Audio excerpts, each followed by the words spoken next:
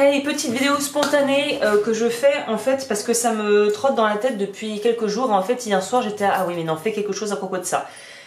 Donc je ne sais pas combien de temps je vais prendre, donc peut-être qu'il va falloir que tu t'installes, prends ton petit thé, ton petit café, parce qu'il y aurait peut-être pour un moment, parce que j'ai tendance à être un peu décousue.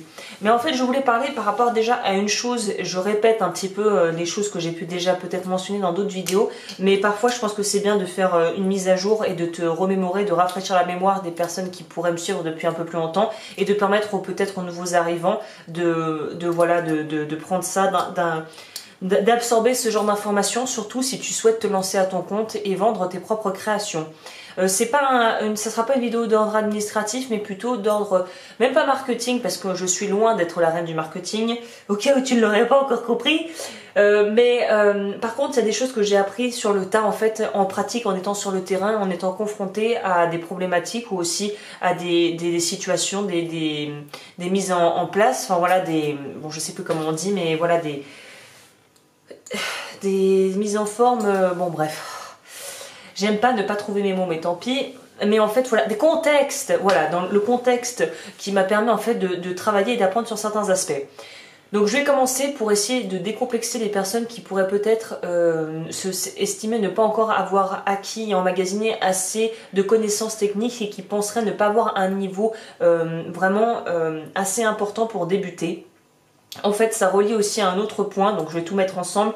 C'est un petit peu cette idée de quand j'aurai tout le matériel, quand j'aurai acheté tout le matos que j'ai mis moi, ce que je mets sur la liste là sur mon site web, quand j'aurai lu tous les bouquins, quand j'aurai pris tous les cours, quand j'aurai fait tous les stages, je pourrai me lancer. Alors là, oublie tout de suite ce genre de... Enfin, si tu as cette façon de penser et un petit peu cette vision, appréhension des choses, arrête tout de suite. Après voilà, ce n'est que mon propre avis issu de ma propre expérience, mais étant un brin perfectionniste, à chaque fois que je me mets à enregistrer, je coule du nez, je ne sais pas pourquoi. Mais en gros, tu as vraiment besoin de savoir tout ça bien sûr. Mais en gros voilà, ce truc moi je l'ai eu pendant longtemps, c'est un petit peu, je trouve, c'est une branche du perfectionnisme en fait. C'est comme si c'était l'arbre de Lego.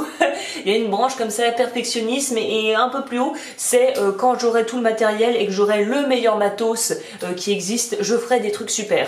Alors oui et non, en ce sens où c'est sûr qu'il y a certains outils bien particuliers, il faut qu'ils soient déjà corrects, mais en plus de ça, si tu peux investir un peu pour avoir un peu mieux, tu pourras avoir un rendu un petit peu meilleur.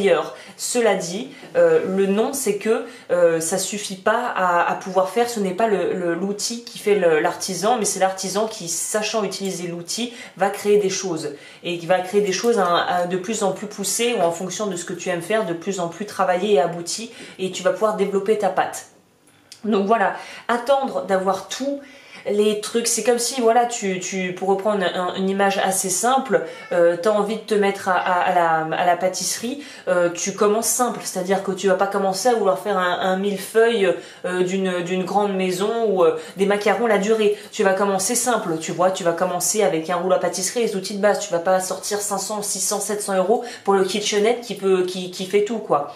Ben, c'est un peu la même chose là, t'as besoin de base, si tu prends des outils de bonne manufacture, ça tiendra plus longtemps, donc ça sera un investissement dans le temps, mais après, c'est pas l'outil qui va définir si tu vas être meilleur ou pas, c'est la pratique.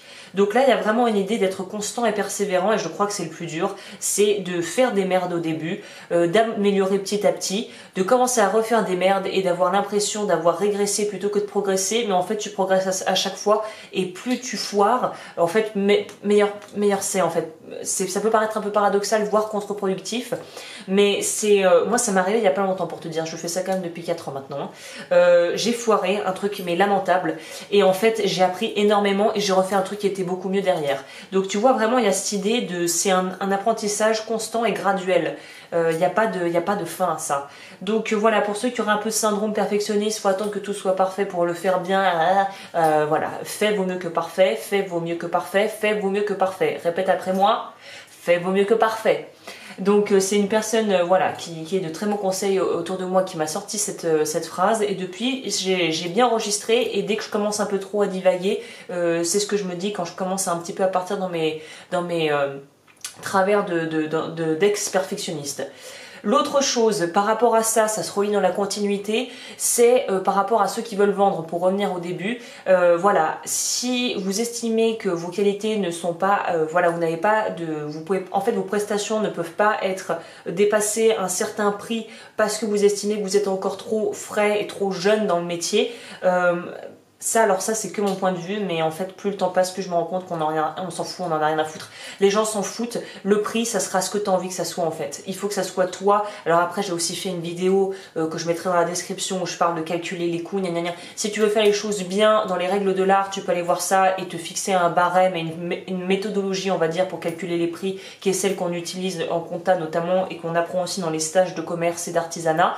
Mais après, moi, je suis de plus en plus pour partie, je prends le parti moi plutôt de suivre ceux qui font au feeling.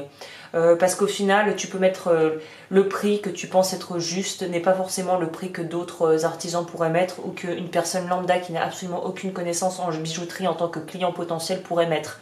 C'est qu'une question de perspective et de, entre guillemets, de placement, ouais, dans quelle catégorie tu as envie de te mettre. Est-ce que c'est de la bijouterie fantaisie, est-ce que c'est de la haute joaillerie, est-ce que c'est de la bijouterie fine, est-ce que c'est de la bijouterie d'artisan.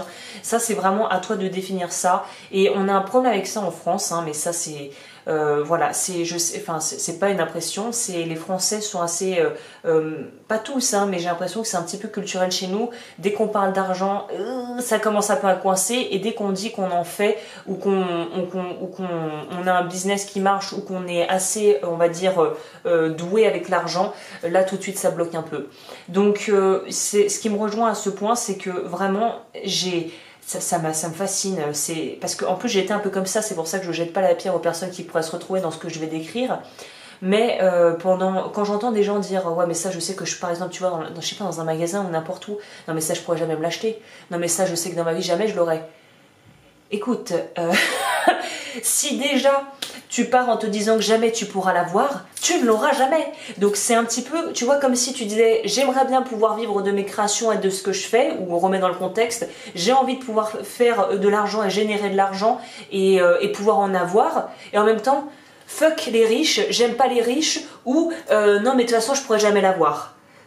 Il y a une discordance entre ce qu'on pense désirer et en fait les croyances véritables et ce qu'on attire et ce que notre inconscient nous pousse à vouloir.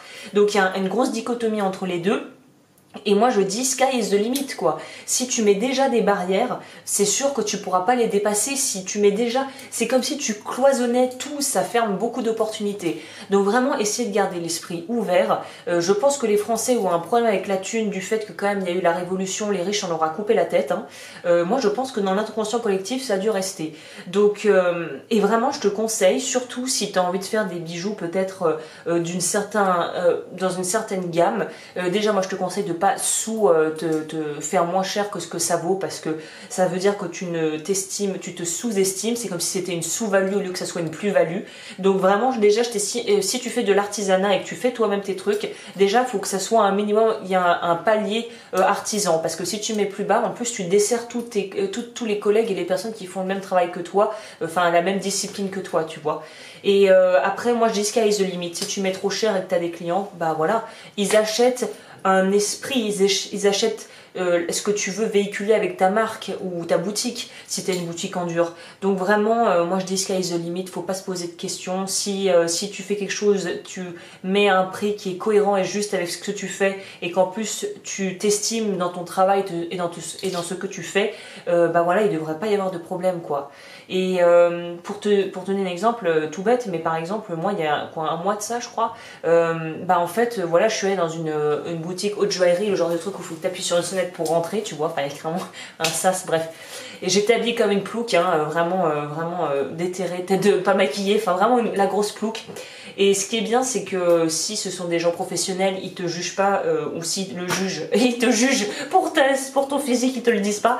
Mais moi, tu vois, par exemple, je suis allée m'essayer une petite montre Chopard que j'avais vue dans la vitrine, et je m'étais dit tiens, et tu vois, et c'est pareil, si tu veux faire des bijoux ou que tu as envie de prendre même de l'inspiration, tu vois, même pas forcément dans des trucs hyper luxe, mais même des bijouteries qui peut y avoir dans ta région ou dans ta ville. Vas-y, fais-toi passer pour un client, essaye. Moi aussi, je regarde comment ils sont faits les mécanismes, comment sont faits les sertis, quels emballages c'est, quels matériaux ils utilisent, fonte ou fait main. Tu vois, moi, je regarde tout ça et je te conseille de faire pareil pour les trucs super luxe et les trucs super pas chers, genre Claire's et compagnie. Moi, des fois, je vais dans les trucs vraiment cheap parce que des fois, il y a de bonnes idées. Parce que généralement, quand les Chinois ont souvent des bonnes idées. En tout cas, si tu vas dans les trucs qui sont vraiment entrée de gamme, tu verras ce qui est à la mode. Alors, il y a du bon et du mauvais à vouloir faire à la mode, mais en tout cas, ça permet de vraiment ratisser l'argent. Donc moi, que ça soit très grand luxe ou très pas cher, moi je regarde, je suis très curieuse parce que j'estime que quand tu crées, il faut rester un peu quand même savoir ce qui se fait, quoi.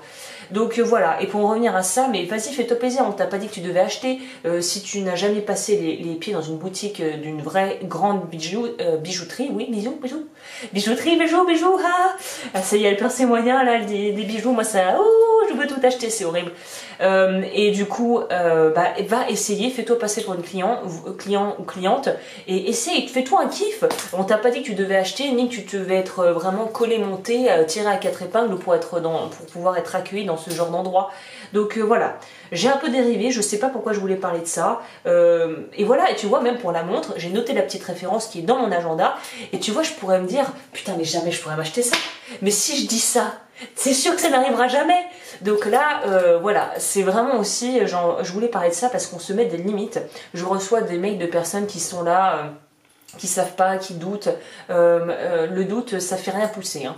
Le doute, ça ne fait rien pousser. Alors c'est légitime de se remettre en question, mais après, douter pour douter, franchement, c'est stérile voilà, comme concept, bon, je sais plus le mot non plus. Bon, bref. Mais donc voilà, en tout cas, allez-y, sky is the limit, lancez-vous, faites vos trucs, voilà. Il y a peut-être l'administration qui est pas trop du côté des artisans, l'État favorise pas trop ça non plus, surtout dans le domaine de la bijouterie, parce qu'en fait, ça fait un peu concurrence aux grandes maisons et tout ça, mais qu'est-ce qu'on a à foutre? On s'en fout, quoi, tu t'en fous, fais ton truc. Si tu as vraiment une idée, après si tu développes une patte, eh ben, tu pourras être reconnu par les vrais, ceux qui apprécient vraiment la bijouterie et l'art et les choses bien faites et la belle manufacture. Et tu trouveras toujours un public à ce que tu fais si tu le fais vraiment en ayant envie de le faire et en ayant une identité propre qu'il faut que tu te construises en fait et que tu surtout consolides après. Donc voilà, oh là là, 12 minutes, bon je vais m'arrêter là. Je sais pas pourquoi je voulais parler de ça, ça arrivera, le message t'est peut-être dessiné, donc je le fais maintenant. Et sky is the limit, la mentalité du pauvre, c'est très mauvais pour le business. C'est très mauvais pour la création et c'est très mauvais pour le business. Et je dis pas ça de manière péjorative, c'est vraiment la mentalité du manque en fait. C'est pas bien. Enfin, c'est pas bien. Ça, voilà, le monde n'est pas noir et blanc, mais en tout cas, ça n'aide pas du tout. Pour y être passé, ça ne fait pas fructifier les choses, ce n'est pas du tout porteur. La mentalité du manque ou du pauvre, on remet comme tu veux avec le contexte que tu veux, la phrase que tu préfères, qui impacte le plus. Mais pour moi, c'est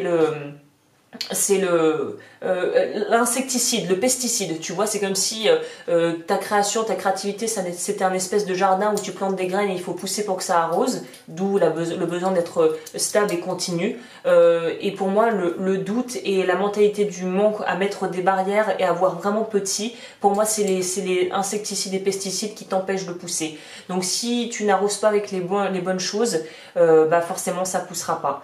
Et pour moi, l'engrais, c'est vraiment la créativité, être passionné et faire les choses en étant en accord avec soi-même et surtout en ne se mettant pas de limites, en étant dans un laisser-être en fait, dans une dynamique de fluidité et non pas de constriction, si je puis dire. Donc voilà, bah écoute, c'est tout là pour aujourd'hui, j'ai assez jacté. Je te dis à la prochaine pour une autre vidéo. Alors à chaque fois je dis des trucs de sujets que je fais pas. Donc cette fois-ci je vais rien dire. Si ce que je peux dire c'est que le prochain cours arrive.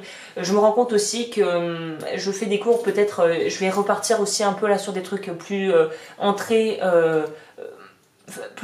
Plus à la portée du plus grand nombre pour que ça soit un petit peu moins peut-être flippant pour les personnes qui auraient peut-être un peu peur de se lancer. Donc voilà, je vais essayer de faire quelque chose de à la fois ludique, utile, qui pourra servir à ceux qui ont de l'expérience et ceux qui en ont peut-être un peu moins. Voilà, bon bah c'est fini pour moi, je te dis à bientôt et porte-toi bien. Ciao!